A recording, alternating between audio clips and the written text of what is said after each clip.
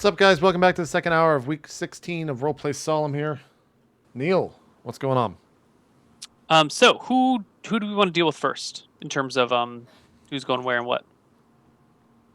You can do Tariq and Dana and all them. Tariq, Dana, and who was the other person? Spades. Spades. Tariq, Dana, and Spades. All the girls. I think. Well, Just gonna see how long it took you guys to notice. Tariq actually does have a functioning vagina, so that counts. Okay. Yeah, okay. Cool. Okay. interesting character. Yeah. All right. Seriously though, our job was just to find out what information we could on the prince. Yes. Yep. Okay. I'll turn to Carla. Carla, as you are, the options we've come up with are murder and a plot to trick the prince into thinking that we're into him romantically, having sex with him, and then murder. Do you have a more peaceful option in mind? It depends on what our objectives are. Our objective is to find out information about the prince. Well, then why don't we ask the people? I mean, they're not always right. Commoners can be mistaken, but find out what people generally think about him. Perhaps try and get an audience with him. Well, it's possible. It would not be too difficult to, if he's traveling about, he is still the prince. He still runs this territory, and it is still his obligation to help his people. How many people get into audiences? Like, is it a lot of people, or is it just us and the prince and his guards? How does this work? His guards would absolutely be with him. Usually usually people of his stature wouldn't necessarily take audience with people while they walk through the streets. So if you can be convincing enough, that will happen. They hate it. I've seen it before. They absolutely hate it when you approach them in the streets, but make a proper show, perhaps with enough people nearby, or maybe with no one nearby, depending on the man's disposition. You might be able to convince him to chat with you for a moment. His guards will protest, but if he says otherwise, then he says otherwise. So, Dan, if I hear you correctly, because we tried this in the last town, and the people didn't know much about him, and we tried to get an audience, and he was in only private locations that we could never come in. But perhaps that the universe will smile more fondly upon us in this town. Perhaps also we approached him last time when he was eating dinner. And if we approach him when he's in a less time to eat food mood, it'll be more acceptable. Okay. What time is it now? You guys left around noon. It's evening. It's not quite sundown, but it's getting to it. Would you say it's dinner time? I would say if when we saw them last, they weren't walking to dinner, they were walking to somewhere where they'll get dinner later. If we want to catch them today, we should catch them now. Okay, what's their excuse? Let's head. How can we get his attention? We could just be coming to pay our respects. But then why do we need an audience? Because we really respect him. I don't think that will float. We revere him. What if we offer our services as mercenaries?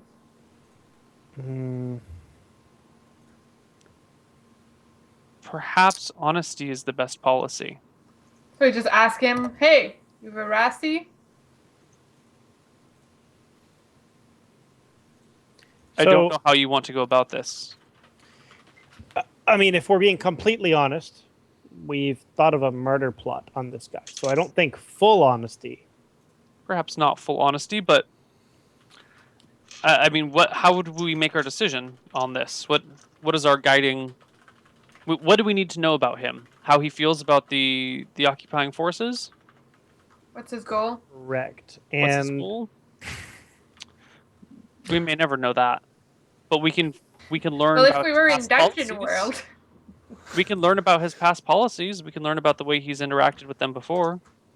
That may tell us something.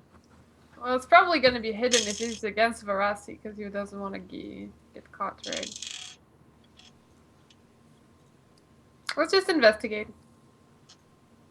Yeah, at the very least, we're walking over towards where we saw them last, where they were headed. Okay. I will be reading the signs on the street, and if I see anything that sounds a little higher class than the piss bucket, then I'll point that one out. The shit nugget. Yes, you fairly quickly come across a much nicer establishment called the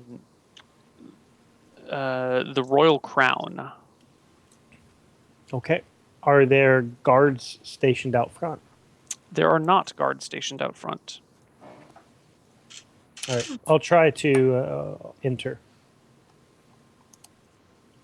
Okay. So you walk up to the Royal Crown, and people kind of you open the door and you walk in. That's it. Okay. Yeah, you're in. Is it a bar? It's a bar would be that's a crass way to put it. This is a gentleman's lounge, minus the gentleman's lounge connotations of modern day. No dancing naked ladies, but there are men in fine outfits smoking long pipes or the curly pipes. Talking a location where gentlemen are actually lounging. Yes, yeah, it's these an are actual gentleman's lounge. Okay. So This I is a will cool place. I will order an aged scotch, and I will lounge like a gentleman. Oh, I want one too. As I'm doing so, I will be looking for this prince. You look about for a while. Looking. You don't see the prince anywhere. Then you hear this jingling coming from the staircase. And you look back, and you see one of his guards with the midnight blue cloak and everything, and the plate mail and the long sword, walking down the staircase. And he, comes down, goes over to the bartender, who immediately ignores whoever he's talking to at the moment, and quickly runs over to the guard. And you're kind of like Bob, being like, "Yes, okay, yeah." Points out the door, and the bartender goes back behind the wall, and the guard starts stalking towards the front door. I get up and I follow. Okay. I will stay and lounge. Okay. Dana follows with you, Jen. You guys, the guard walks outside, you guys follow, and he starts strutting down the street, down the main thoroughfare toward headed south. I follow. Okay. Tariq, how long are you going to hang out in the gentleman's lounge? I'll probably give it 30 minutes. I'll be on the lookout for more guards and prints. If I see neither, Okay. I'll leave. In the meantime, I'll just do small talk with other gentlemen. I suppose that they talk about world, current affairs, things like that. Yes, and the great minds of philosophy and theology, yada yada yada. Yes. We can either RP a conversation I have with that, or we can go back to the pursuit at the moment. But I'd like to do that during my 30 minutes. Okay. So let's deal with Jeff and not Jeff. Yeah, actually, let's bounce back to Jeff right now. We'll deal with the girls in a moment. Jeff, Ron and Victorian make their way. Well, on the way out, I ask him where he thinks the sellswords would be, and I'm guessing he says the brothel. You ask Ron where he thinks the sellswords in this part of town will be? Yeah. You guys, are you looking to hire more? No, I want to gather information on the prince, so I want to see if they've heard anything on the road. I have plenty of information. What can I... Well, more information. You've already told us, right? You don't know? I don't know. We're looking to find out if the prince is on either side. Sellswords won't know that. You want to know? He gives you a stern look. You really want to know about the prince's activities and his loyalties? You talk to the money. You talk to the tax collectors. That's very good advice. Let's pay them a visit. Excellent. You guys put down your drinks at the bar, and as you get up to go, in walks that freaking old man in the purple. Same guy. I walk over to Jeff. I over in the bar. I just look directly at him and walk to him. And I look up to him and I go, "You're an adventuring type, aren't you?" You could say that. I believe I've seen you before. Did I not see you back at Wura? No, I just got here. What is Wera? Wara? Interesting. This is the purple guy we saw before, right? Yeah. Okay. At this point in time, I kind of take a deep breath and say, "How can I help you, friend? How can I help you?" Do you know where I can get some good food around here? I don't. We just pulled into town ourselves, but Well, no, I don't. Well, Is it just you two? I just got here and I'm looking to make some friends. You seem like a very friendly old man, and I am. I They have say to I'm say, really nice where I come from, but I haven't been home in a long time. That is a good story. I have to admit that your kind of folk is a pleasant surprise. There's a lot of callousness these days, but unfortunately, we are men of business, and we cannot tarry in a new favorite word. And I think Ryan brought I that wish we into could be your your friends, but we unfortunately are very mobile. We're not going to be in one place for too long. Oh. Well, I mean, I don't have any claim. What are you doing? We're just off to head to the tax collector, actually. What's tax? Okay. What's everything? Keep trying to look through my items to see if I have like a toy or a doll or something. Mhm.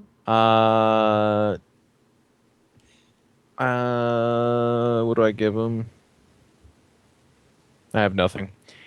Look, friend, I wish I could sit and chat. I'm sure there's some people in here who do know what taxes are and could tell you all about it. I wish you all the best. And I Okay. kind of put my hand on Ron's shoulder and push him out. Have a good not day. push. Ron rolls his eyes. You as well, sir. Bye-bye. Goodbye. See you later. See ya. You got to walk out the door to leave. I'll keep talking. I am walking out. I'm saying over my shoulder. Okay. Goodbye, old man. Bye-bye. Remember, Victorian's super friendly. All right. You guys head off to the tax collectors. All right. Let's flip back to Jen and Dana. Jen and Dana, you are walking after this guy. Yeah.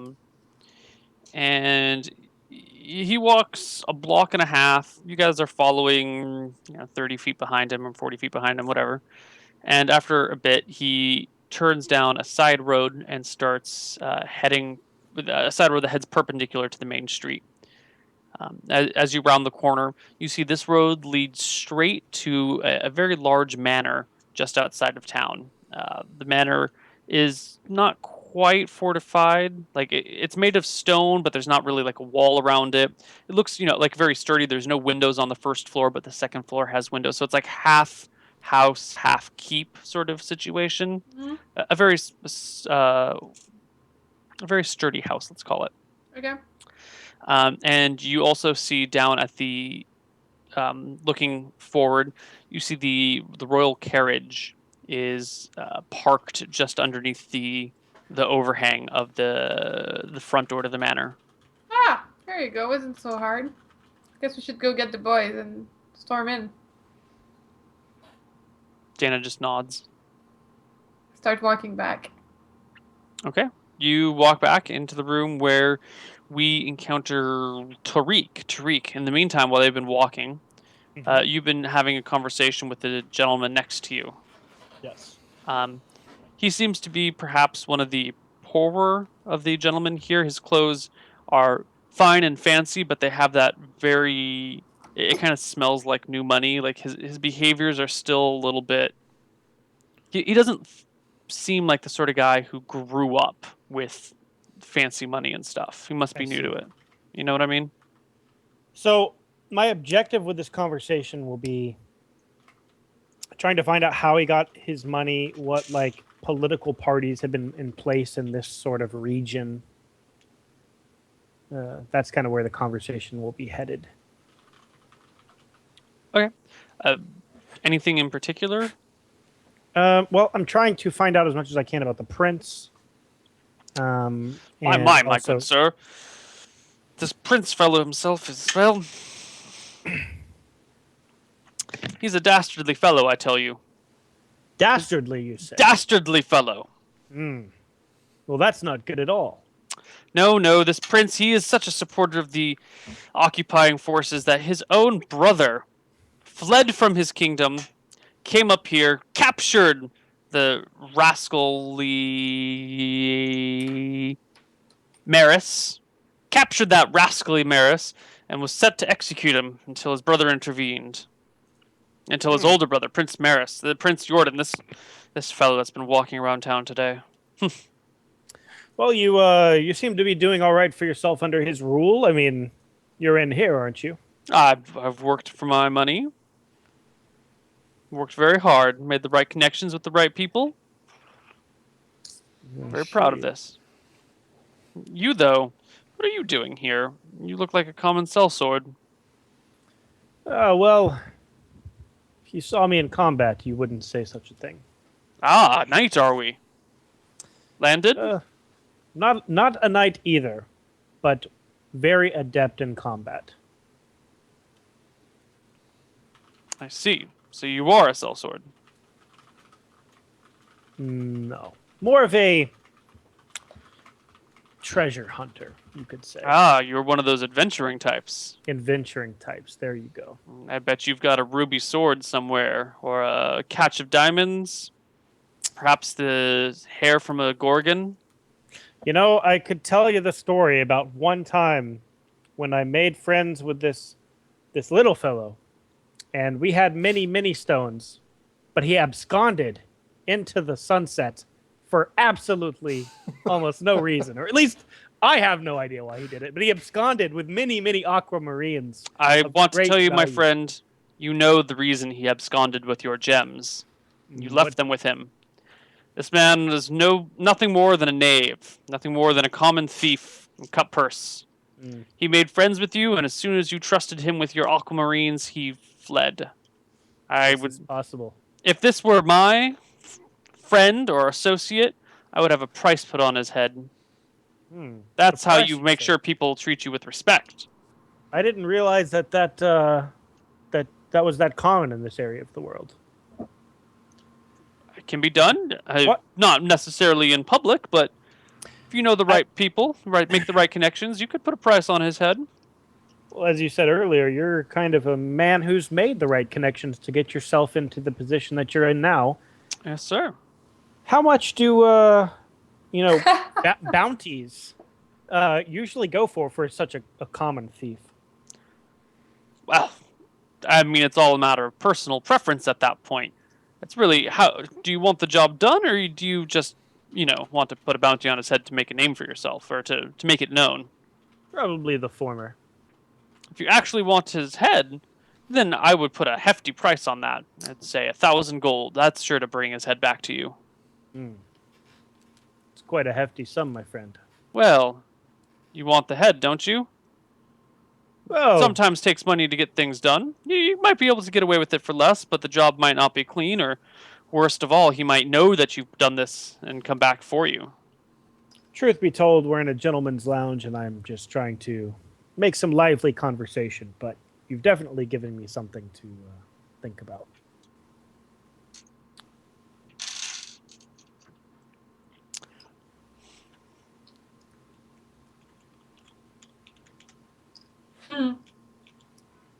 The conversation gets awkwardly quiet, and Jen and Dana walk They in. just stare into their scotch and just like, yeah. I thought he was going to Swirl say it something after I around. said that. But okay. yes, this is very fine. Capital. Capital. yes. They're just saying that for no 1,000 reason. gold, and we come back with Smee's head. Yeah, Jen and Dana walk in, and your friend says, "Oh, I see. Your ladies have returned." Is there seats next to them? There is one large, comfy seat next to them. So I go there.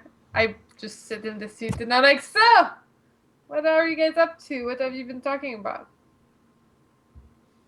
The man sitting next to Tariq kind of ribs him gently and goes, "Well, it looks like it's time for you to leave." What? I was just getting started here. She does have a way with the alcohol, for sure. You don't know me. But I do have a first impression. Young lady, can you read? Did you see the sign above the door? It says Gentleman's Lounge, I can't, Harlot's Lounge. I can't No read. offense, my armored friend. I Well- cannot read, so I guess All it's the not more reason applicable that to you me, don't huh? belong in such a facility. Nah. I mean, if they really wanted to keep me out, they would have put a sign that I would have understood. He takes a deep breath and looks at Tariq in the eyes. Goes, "You see what I mean? So Making a way for yourself in the world." explain to me, Neil, in these days and times, They're Did wildly gentle- sexist. This is a place for men to hang out. Women aren't supposed to be here. It's wildly inappropriate. okay, so I would think it was weird that they came in here too. Yeah. I mean, granted, with your upbringing, you might not be very familiar with this culture, especially since you didn't come from a wealthy background. You might not really understand. They're probably more weirded out by it than you are. Okay. You know, it's like when you see pictures of people. Never mind. Maybe I shouldn't say. Yeah, when you see pictures of people who are just like doing ridiculous things, like you've probably seen these on Reddit recently. Like, there's a thread of all these like women taking these sexy pictures of themselves, but like they have their kid in the picture somewhere, or like the kid's like helping take the picture, and you're just like, oh my god, that's socially inappropriate. You can't do that. But for them it's whatever. But for you, you're like realizing it's that sort of disparity where you in that situation would be like, whatever, it's fine, doesn't make that big of a deal. But these guys are like, oh my god, he brought women in here. What is he doing? So wait, you're saying I'm the bad parent taking this terrible Yes, selfie? you're the in bad this- parent bringing girls into a gentleman's lounge. That's my analogy. We're sticking with it. All right. Then I don't care. And when he gives me the look, I kind of give him a look at, like, what are you looking at? I'm just smirking. I'm like, huh. This is a gentleman's lounge. Gentleman Hmm. lounge. Well, I didn't see anything that told me I couldn't get here, so I'm here. But- Are you the owner? You should leave before the Well- owner asks you to. I say, well, to be fair, Spades, you can't read. So, as I Okay. said, if they wanted me to stay out, they would have put a sign that represents me and You it guys says are getting a stay lot out. of looks. All right, so about now. they're sitting down. Here's what I'm gonna do. I'm gonna stand up, and you know how you like escort, like if you ever been like in a wedding, right? And you do the little like arm thing, right? I put I both. taught junior cotillion for like 6 Okay, years. so you know probably way more than me. So I'll put out two, Mhm. one for Spades and one for Dana. Like I stand up and I do that. Dana takes your arm politely. I just give him a look. I'm like, you want to leave? I think it's time that we head out. I just give a mean look to the guy and I'm like, well, I guess I'll see you later. Everyone in the entire establishment is watching you guys now. All pretense of politeness has been dropped. I wave goodbye to the people. I'm like, peace. All right, we leave. All right, you guys have all departed. What are you guys doing now, or should we flip back to? I'm gonna tell him about what I found out. I'm like, hey, so we were walking around, followed the guard. There's a manor where the prince is probably staying at. There's the royal whatever, with the horses that carry him. So We this is should probably go check that out. He's the probably royal whatever, there. The horses. the royal stable. My character doesn't care about how it's called. No, that's cool. The royal whatever with the horses. I liked it. It's a carriage, okay? She doesn't care. It's fine. Why are you being so defensive? All right. Let's go get All right, our... so Yeah, we'll start walking there. As we do that, I'll speak to Dana and Spades and tell them that at least the gentleman that I was talking to in the gentleman's club did not have a very high opinion of Prince, the prince. How so? He described him as dastardly. What does that mean? Why are you using fancy words on me? I'm just trying to quote the fellow. Bad man. Very bad. Ah. In terms of good for Veracity or bad for Veracity? Well, it's safe to say that if he has this kind of relationship with his own family, that he probably, doesn't have a great one with the common people. So we want to kill him? If he was wiped off the face of the planet right now, I don't think it would be a terrible thing. The hard part would be doing it. I'm sure we can take them on. A few guards. Why don't you just show me the place? Yeah, sure. Follow me. And I head to the place. Sweet. See the whatever with the horses. It's right there. Okay. You guys see the manor. Do you go to it or do you just view it? I just want to view it from afar, like far enough, like you can see how many guards are outside. It is 3 stories tall. It's probably 150 feet long. God knows how deep it is. You can't see that from this angle. You do see one of the prince's guards kind of pacing out in front of the carriage. And actually, give me a perception check. Give me perception checks. Everybody make a perception check. 1,000. 27. 27. Tariq, you do spot one. You see the glint, the evening sun glinting off the spear tips. Holy shit. Jockry, you see the guy's eyes. Not Joffrey. You see the whites of his eyes. Jockry, you notice that there is at least... Docker's dead. Well, Jockry rolled, apparently. I'm going to switch my name.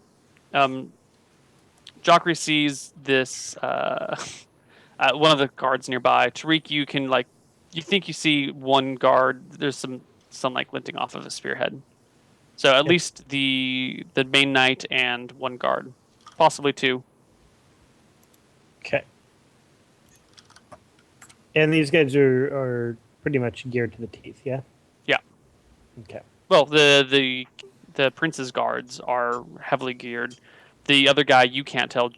Spades can tell that he's just, boiled studded leather with a spear. Studded leather with a spear. We can take him on easy. So, Dana, what say you about achieving this audience with a prince? We could do it tonight. Although if he's in that manner, perhaps not. Maybe tomorrow before they leave. I think that's probably Unless best. one of us has a good plan to get an audience today. It depends. If they're I don't know. Well, we had the brothel plan earlier, which, frankly, I think we wasted a bunch of gold on. And I don't think that type of plan is going to work while he's in there. So I agree. Tomorrow would probably be best. Okay. Maybe we Alright. could be heading out at the same time as them. Something like that. Sure. All right. We'll head back to the piss bucket. Okay.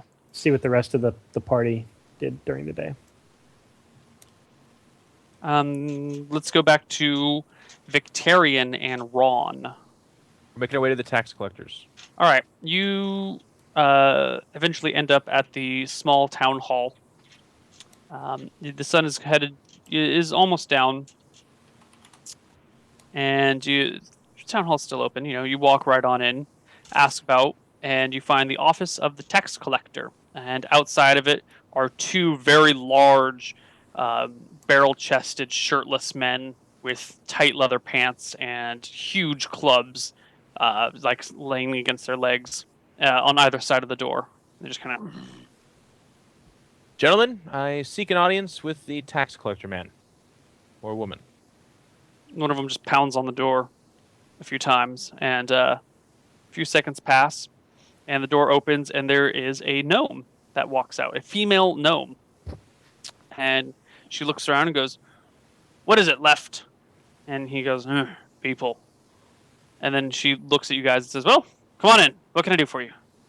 And she We walk in. walks around, hops up on like a pile of phone books or whatever, and sits at a Probably table. not phone books, but yeah. But yeah, equivalent to phone books. Wood. Smoke signal books. I close the door behind me and just say, I would like to ask you a few questions, and I would pay you for your time, of course. Yes, well, are you finally complained about your taxes not being correctly? No. Far more interesting than that. We're looking to gather information on what kind of a man the prince is. I was told that you would be the kind of person that knows what kind of a man is. Yes, we spoke earlier today when he came through. I don't want to get you in any kind of trouble, obviously, and I'm not going to ask incredibly pertinent or personal questions. I just need to know, is this a well-liked man? Is he a good man, or is he a man that champions ferocity and sows terror throughout the land? He runs. While most places have, she steeples her fingers and thinks for a moment. Your questions are not the right questions to be asking. I think what you're looking for is would he side with them if he had a choice? That is very true. And I If, think in say, that, he had a in that fighting chance. situation, the answer would be no. I think in his heart of hearts, this man despises the occupying forces of Verossi. But day to day, he must work with them to prevent his people from being slaughtered. If you visited other areas, other kingdoms, other regions, which you must have come from if you don't know anything about this man, you would see that they are run by orcs or goblins, hobgoblins, and the people there are made to suffer and live unwell. Their lands are raided, their people are assaulted and killed and raped in the streets. Children are put to the sword. We come from these lands. It's horrible. Things here are much better. Things Good. here are most of our taxes go to Verossi and Verossi's forces, and things are far less than they should be. We have problems. We have hunger. We have famine. We have drought. We have the problems that everyone has, but they are easier here. Our prince and his father before him, God rest his soul, Astaire rest his soul. I'm sorry, Falumba rest his soul. Has taken great pains to work with the occupying forces to appease them and to let us govern our own to govern ourselves.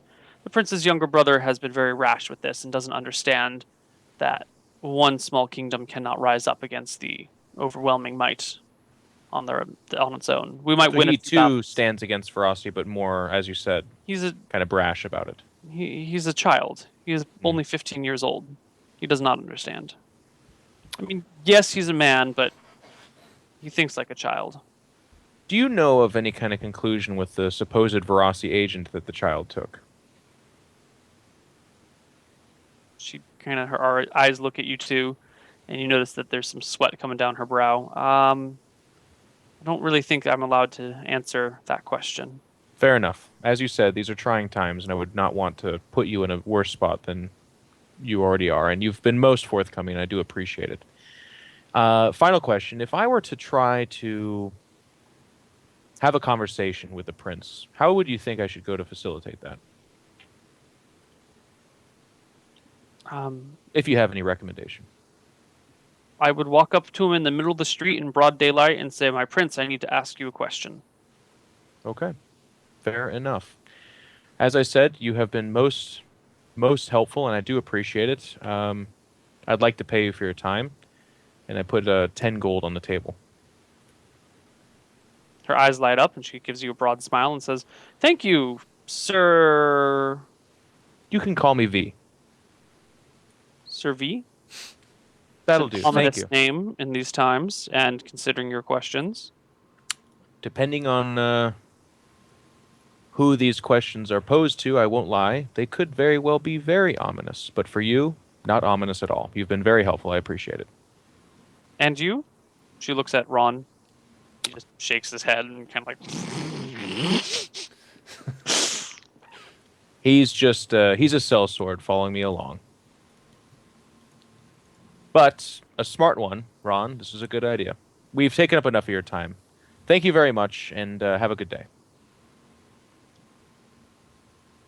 And I stand up, open the door for Ron, and I suppose we walk out. And make our way to the meeting point that we agreed to for dinner for everybody. PBs. Yeah, the piss bucket. Okay.